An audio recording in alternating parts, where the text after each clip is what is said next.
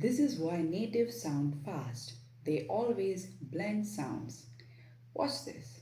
For example, such words like instead of saying don't you, not don't you, you can say don't you.